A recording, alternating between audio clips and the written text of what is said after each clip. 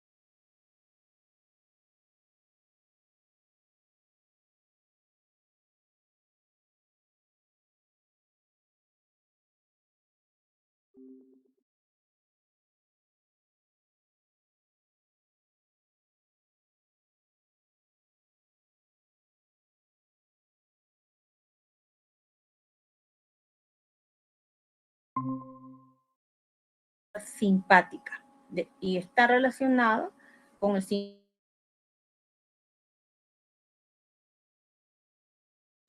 hipófisis.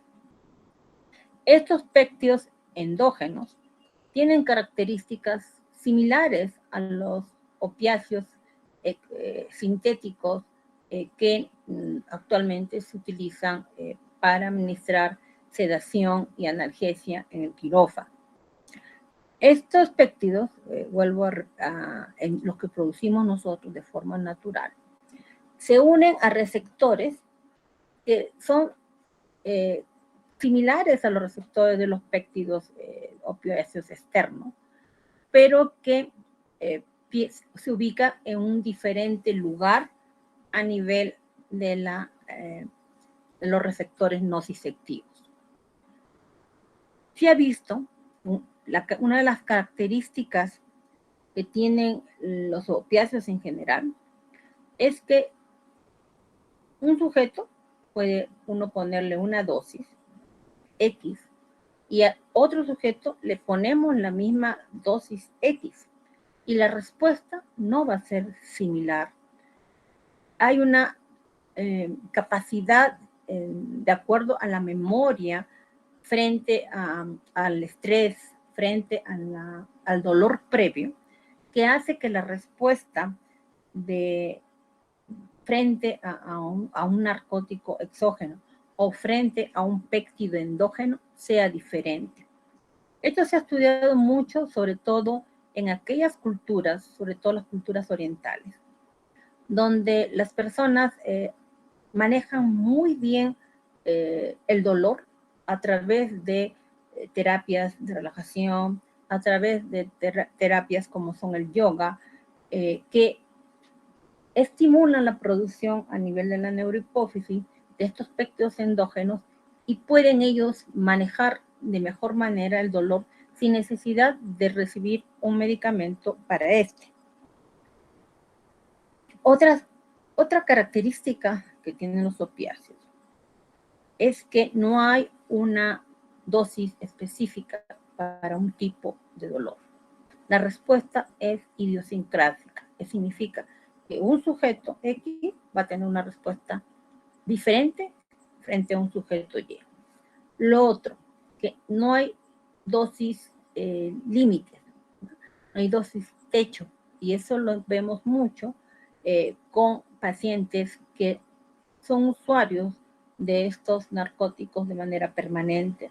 Estamos aquellos pacientes, por ejemplo, que tienen dependencia de estos medicamentos por situaciones como cáncer o trastornos terminales, ¿no? Que reciben dosis de morfina que uno ni siquiera podría pensar, hasta más de 50 ampollas de morfina, y estos pacientes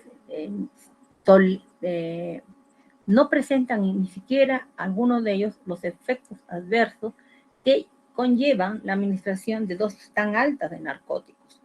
Entonces se habla con respecto a opiáceo, se habla de tolerancia, se habla de dependencia y se habla de que no hay dosis techo, ni hay dosis a través de fórmulas precisas que te diga que frente a ese tipo de dolor, este paciente va a responder con esta dosis, porque un paciente X puede responder con esa dosis, mientras que otro tipo de paciente no lo va a hacer.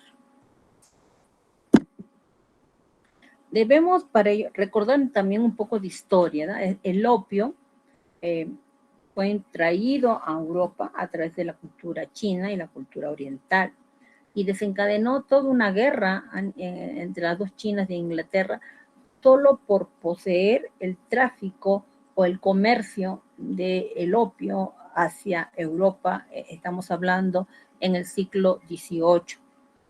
El opio se extrae de la amapola y contiene varios alcaloides, ¿no?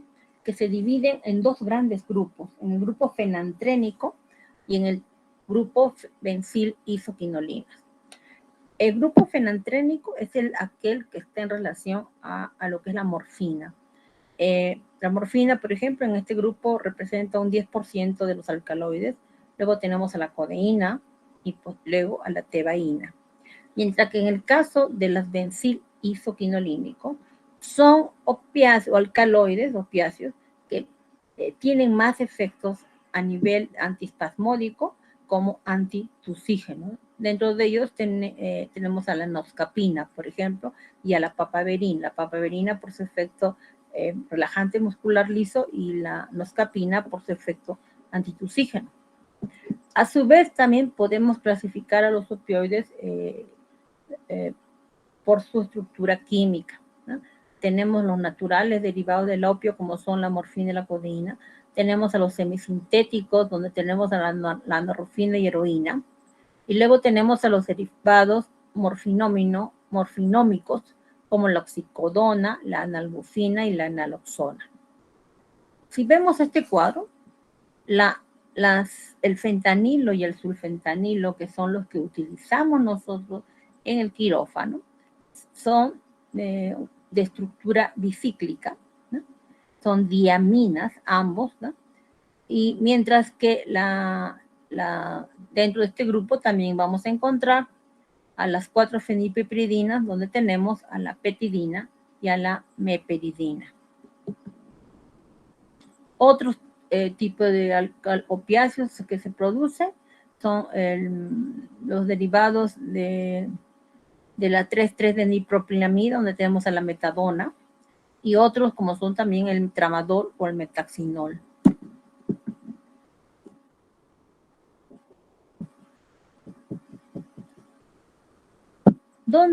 ¿Cómo son los receptores opiáceos? Ya he hablado de algunas características que tiene el opiáceo en el sujeto que usa este producto, ¿no?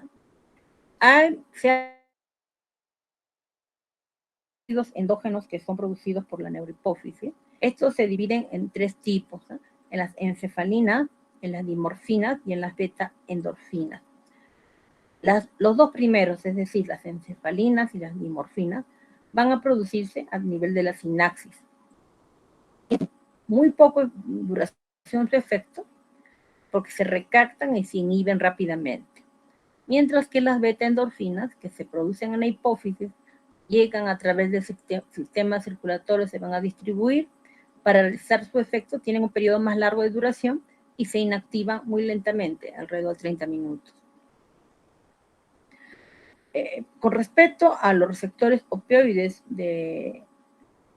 específicamente estamos hablando de los receptores que imitan la acción de los péptidos endógenos, tenemos tres tipos de receptores: los receptores mu, los receptores delta y los receptores kappa, que a su vez tienen subtipos, ¿ok? El mecanismo de acción se habla de que para que haya un efecto es a nivel del receptor tiene que haber una proteína G. Esta proteína G tiene 7 dominios hidrofóbicos que van a atravesar la bicapa lipídica de la membrana celular. Estos receptores están ampliamente distribuidos en todo el sistema nervioso central y la densidad de los receptores Mu es mucho mayor en las regiones del sistema nervioso central que están asociados a la nocicepción y a la integración sensitivo-motora. Los receptores, la distribución de receptores delta es menos extensa, mientras que los receptores kappa van a estar localizados principalmente en las áreas que están asociadas con la nocicepción a nivel de la zona gris periaqueductal y también están en relación con el balance hídrico y la ingesta de alimentos. Con respecto a los péptidos endógenos, estos se producen tras un estímulo en el sistema nervioso y se libera en forma tónica produciendo una despolarización. Esta despolarización va a hacer que se unan a receptores opiáceos que están muy cerca al lugar donde se liberan o pueden estar también su efecto en zonas mucho más lejanas, ¿no? Sin embargo, se inactivan a nivel extracelular por la presencia de las peptidasas que transforman estos péptidos activos en fragmentos inactivos. La gran distribución que tienen los opiáceos endógenos en todo el organismo va a reflejar las numerosas funciones que cumplen estos opiáceos endógenos. Por ejemplo, sabemos que tienen un rol fundamental en la respuesta al estrés, en la función sexual, en el balance hídrico, en el control autonómico, en la modulación nociceptiva y también en la respuesta al dolor. Están relacionados con la liberación hormonal de la pituitaria y de la médula adrenal, con la regulación del sistema inmune y el crecimiento celular. Van a actuar como neuromoduladores y agentes neutrofóbicos. Sabemos que estas acciones de estos péptidos endógenos primariamente son inhibitorias.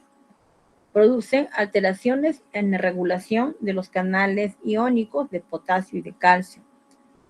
La activación de los receptores Mu y delta van a incrementar la conductancia al potasio, aperturando estos canales, mientras que los agonistas opioides kappa causan el cierre de los canales de calcio, reduciendo la conductancia al calcio.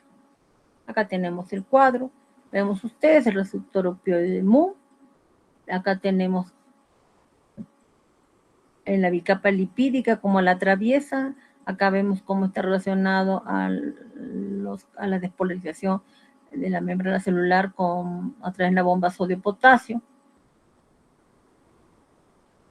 Y acá tenemos cómo la morfina se acopla a través de la proteína G, ¿no?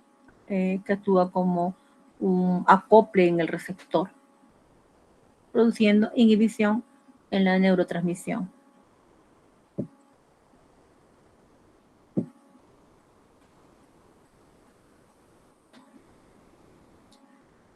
Cuando se activa la proteína G por los opiáceos, va a haber una disminución en la actividad de la adenilciclasa y por lo tanto una disminución en la concentración intracelular del AMP cíclico.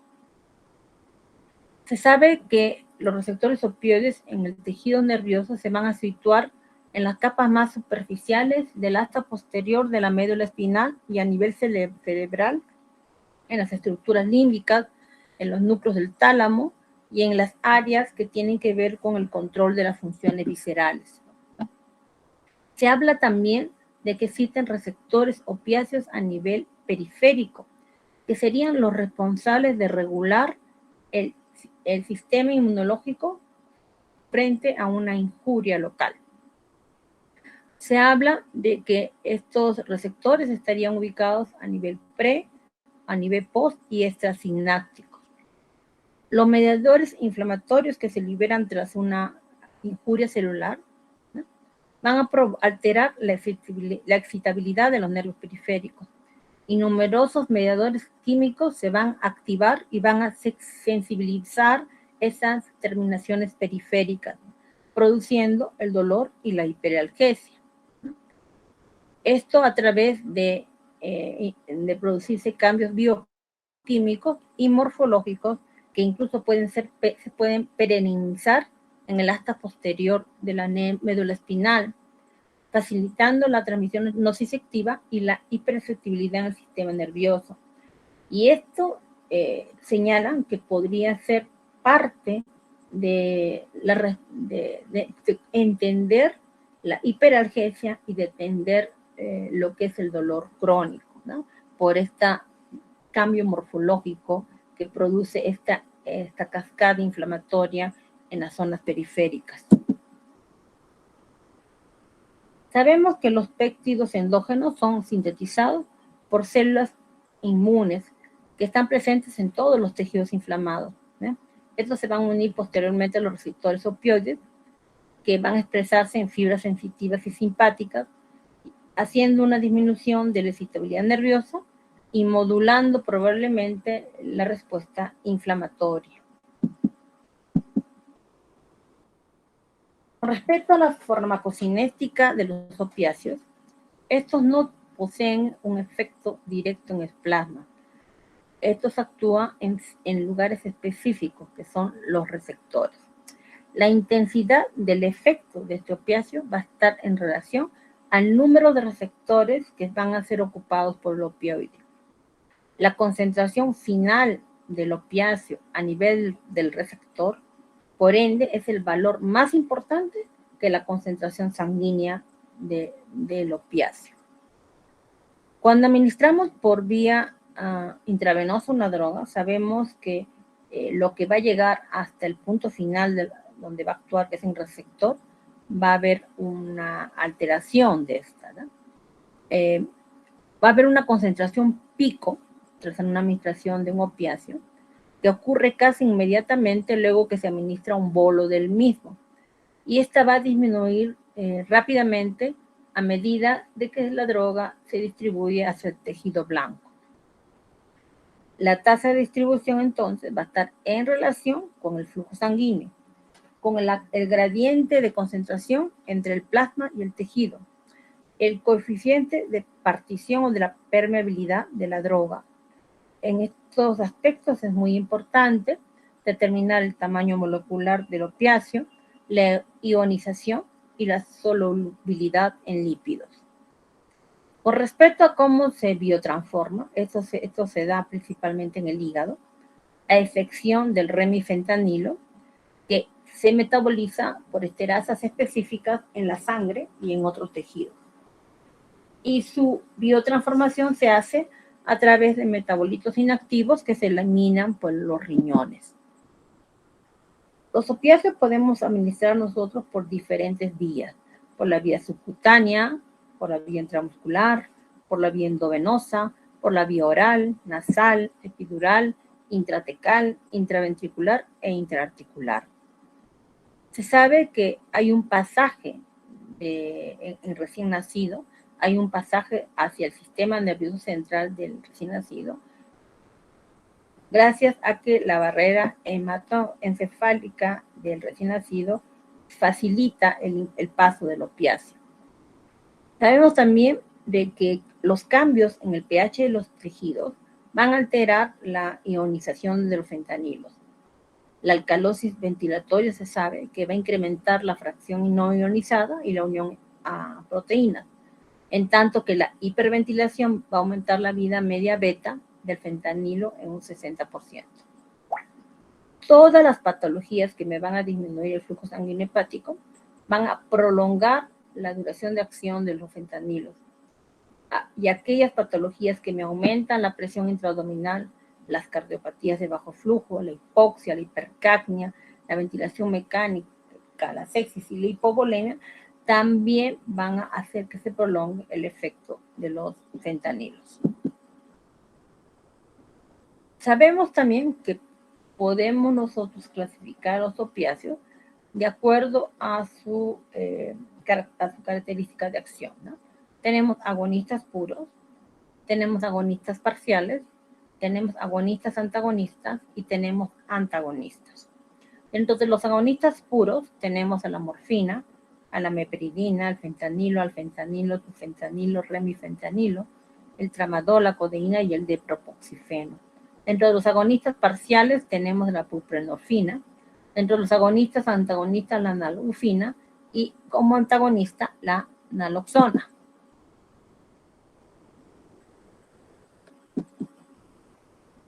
Con respecto a las acciones farmacológicas que tienen los opiáceos, la principal característica es el manejo del dolor, la analgesia.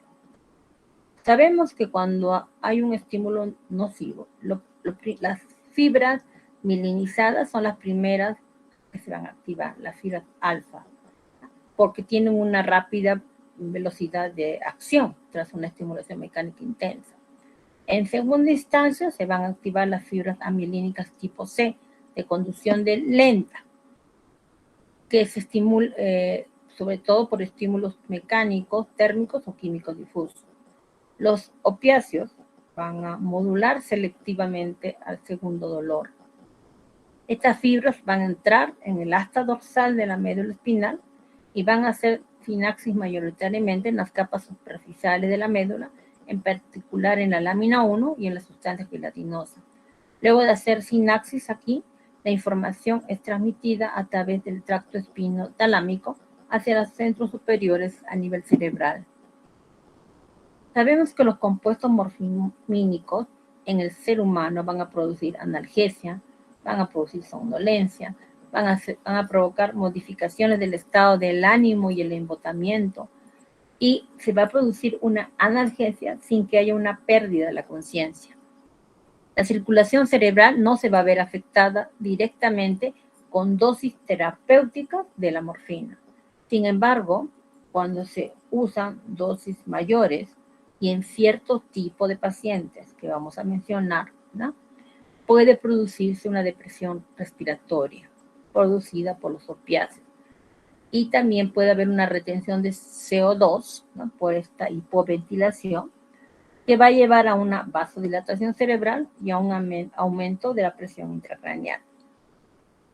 Sabemos que los morfínicos alteran el patrón respiratorio, ¿no?, haciendo que haya mayores pausas respiratorias, retrasando la expiración y produciendo una respiración irregular, ¿no?, en los pacientes. Esto se ve sobre todo en los ancianos, una persona anciana, o en aquellos pacientes que tienen procesos respiratorios crónicos, donde podríamos decir que los opiáceos van a potenciar más el efecto depresor, ¿no?, que el efecto ventilatorio. Las dosis elevadas de las morfinas y los opioides también están relacionadas con producción de convulsiones. Y esto se debería a que estimulan o excitan las células piramidales del hipocampo, gracias a la liberación del GABA por las interneuronas. Otra de las características que tienen los opiáceos es la antidiuresis, que se acompaña tras la administración de los morfínicos. También se presentan náuseas y vómitos por estimulación de la zona gatillo, de la área postrema del bulbo raquídeo y por un efecto periférico al disminuir el tono del esfínter gastroesofágico y enlentecer el vaciamiento gástrico. A su vez, también los opioides aumentan la presión de la vía biliar y producen constipación por una disminución de la propulsión. Pueden producir restricción urinaria y hay algunos opiáceos como la morfina y la meperidina que liberan histamina. Una complicación muy frecuente se denomina el tórax leñoso o tórax de Madena, que se caracteriza porque tras la administración del fentanilo o de un morfínico, el paciente va a aumentar su tono muscular a nivel del tronco y el abdomen, produciendo una rigidez, ¿no?, que incluso puede llevar a una pérdida de conciencia en el paciente. A nivel cardiovascular, todos los opiáceos van a producir una bradicardia y una vasodilatación, que va a estar en relación a la dosis y a la velocidad que uno administra el opiáceo. La bradicardia es producida por una estimulación central del núcleo vagal y puede ser prevenida cuando uno previamente administra atropina al paciente. Ahora vamos a hablar del fentanilo, que viene a ser el opiáceo sintético que más se utiliza en la práctica anestésica. Es un opioide sintético, agonista, que está relacionado con la fenilperidina y que tiene el nombre químico de N1-fenetil-4-pepiridil, propio anilide citrato. Es un potente narcótico analgésico, 75 a 125 veces más potente que la morfina, pero su eficacia o efecto máximo es similar. Va a atravesar la barrera hematoencefálica muy rápido y se va a redistribuir también rápidamente hacia otros tejidos. Va a producir analgesia, euforia, sedación, disminuye la capacidad de concentración, provoca náusea, sensación de calor en el cuerpo, pesadez en las extremidades, prurito y sequedad de la boca. El fentanilo también produce depresión respiratoria, dosis dependiente, por su efecto directo depresor en el centro de ventilación en el sistema nervioso central. En ausencia de hipoventilación, también va a disminuir el flujo sanguíneo cerebral y la presión intracraneal. El fentanilo no va a producir liberación de histamina, incluso a grandes dosis que usemos. Sin embargo, la bradicardia se evidencia más con el fentanilo que con la morfina. Incluso puede hacer que haya una disminución de la presión sanguínea y del gasto cardíaco. En comparación con la morfina, el fentanilo tiene mayor potencia, se instala mucho más rápido su efecto, menos de 30 segundos, y tiene una corta duración de acción, con una rápida redistribución por todos los tejidos, que hace que tenga una duración un poco más corta. Se metaboliza gracias a dealquilación, a hidroxilación e hidrólisis amida a metabolitos inactivos que van a excretarse por la bilis y por la orina. La vida media de eliminación del fentanilo va a ser de 185 a 219 minutos. Eso refleja el gran volumen de distribución que tiene el fentanilo. Cuando uno administra lentamente una dosis de carga de fentanilo, vamos a ver que no vamos a tener una respuesta vagal intensa. Si es que eso se presenta más cuando lo administramos rápidamente el bolo. Sin embargo, se ha visto que hay grupos etarios como los neonatos, los lactantes o en aquellos ancianos sépticos hipovolémicos donde una administración de el fentanilo puede llevar a una bradicardia más en mayor frecuencia. A su vez sabemos que la hipotermia y la acidosis van a prolongar el efecto de los fentanilos, ¿no?, al acumularse dentro de las células nerviosas. Podemos nosotros administrar el fentanilo por vías como intravenosa, por la vía intramuscular, a nivel mucosa, transdérmica o como a nivel del espacio epidural o intratecal. Ahora vamos a hablar del remifentanilo, porque es el opiáceo que actualmente se utiliza para anestesia general endovenosa, por las características diferentes que tiene si lo comparamos con los otros fentanilos. Es un agonista de los receptores mu con una relativa unión a receptores kappa y delta. Su perfil farmacodinámico es muy similar al fentanilo. Sin embargo, tiene una potencia 2 a 3 veces mayor que el fentanilo cuando se administra por vía intravenosa. Su pKa es de 7.07 y su pH de la solución a inyectar es de 2.5 a 3.5. Es un derivado piperidínico similar al resto de los fentanilos, pero incluye dentro de su estructura un enlace éster. Este grupo químico hace que pueda ser metabolizado por esterasas sanguíneas y de otros tejidos, permitiendo un extenso y rápido metabolismo sin que participe el hígado. Tiene una vida de eliminación alfa muy corta, 50 segundos aproximadamente, y una vida media de eliminación beta corta, de 3.8 a 6.3 minutos, con metabolitos activos, pero de escasa eficacia y potencia, que no contribuyen a su efecto farmacológico. Por estas características es que el remifentanilo se tiene que administrar en una infusión continua. No podemos administrarlo como el fentanilo en un bolo y luego los 45 minutos o 30 minutos otro bolo. No, es por su gran metabolismo a nivel plasmático, hace que se requiera administrarse de manera continua en bombas de infusión. Su comienzo de acción es muy rápido, semejante al fentanilo, al alfentanilo, pero su duración de acción es muy corta y su volumen de distribución es también muy corto, por lo que no se acumula. Esa característica de no acumularse el remifentanilo hace que pueda utilizarse en pacientes que están en función continua y que al paciente, una vez que se le retire el remifentanilo, el paciente va a despertar rápidamente. Su farmacocinética entonces se caracteriza por un pequeño volumen de distribución, un rápido aclaramiento plasmático y una acción poco variable y bastante previsible. Se une aproximadamente a un 70% a las proteínas plasmáticas. Entonces, el remifentanilo es un analgésico potente, tiene una gran estabilidad hemodinámica, puede ocasionar náuseas y vómitos como el resto de los opiáceos, es un depresor respiratorio dosis dependiente, tiene una modesta sinergia con otros inductores hipnóticos, pueden causar rigidez muscular, pueden modificar la respuesta de los linfocitos T.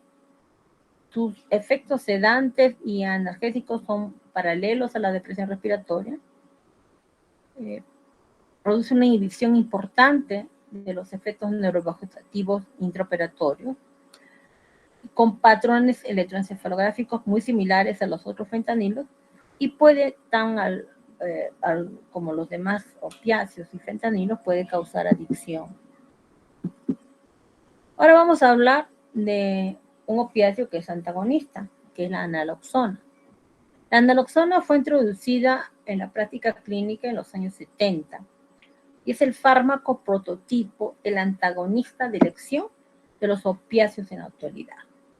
Va a antagonizar la euforia, va a antagonizar la analgesia, la somnolencia, va a reducir o revertir las náuseas y vómitos que se producen por los opiáceos, va a revertir el prurito, la retención urinaria, la rigidez y el espasmo biliar, y lo más importante, va a revertir la depresión respiratoria que se induce por los opioides. O sea, comienzo de acción es muy rápido cuando se administra por vía intravenosa, de 1 a 2 minutos, y su duración de efecto es aproximadamente de 30 a 45 minutos, muy similar al flumazenilo, que acuérdense que es el revertor de las benzodiazepinas. No todos los efectos se van a revertir al mismo tiempo. Eso va a depender de las dosis. En dosis superiores a 0.3 microgramos por kilo, la naloxona puede incluso producir un aumento de la presión sistólica y un menor rendimiento en las pruebas de memoria. En dosis clínicas, la naloxona revierte los efectos de los opiáceos muy rápidamente. Dosis de 1 a 2 microgramos por kilo que se titulan o bolos de 0.5 a 1 microgramo por kilo cada 2 minutos van a restaurar la ventilación espontánea rápidamente en pacientes que han estado recibiendo opiáceos.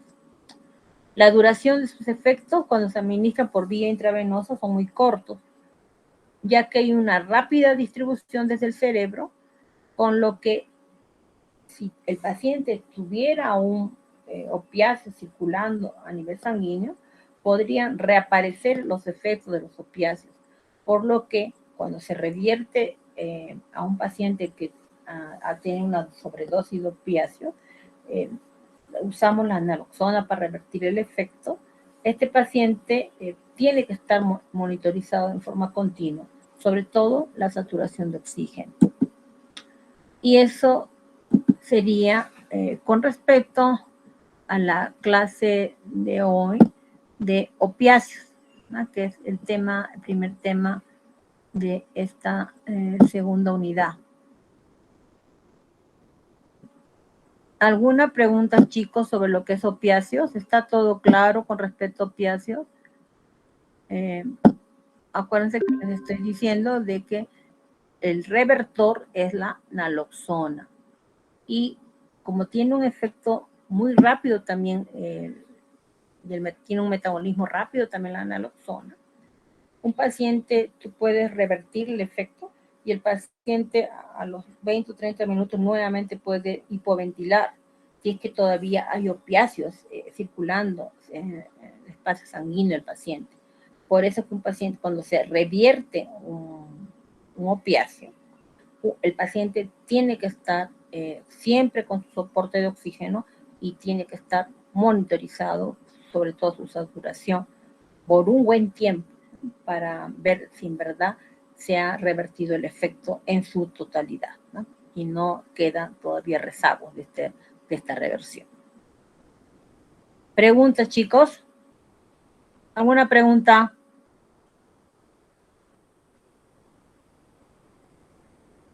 ¿Está todo claro entonces? Sí, doctorita. Ok. Entonces, vamos a la siguiente clase. Haremos la redistribución de una vez para los seminarios de esta segunda unidad para que puedan ir preparando los temas. ¿Ok?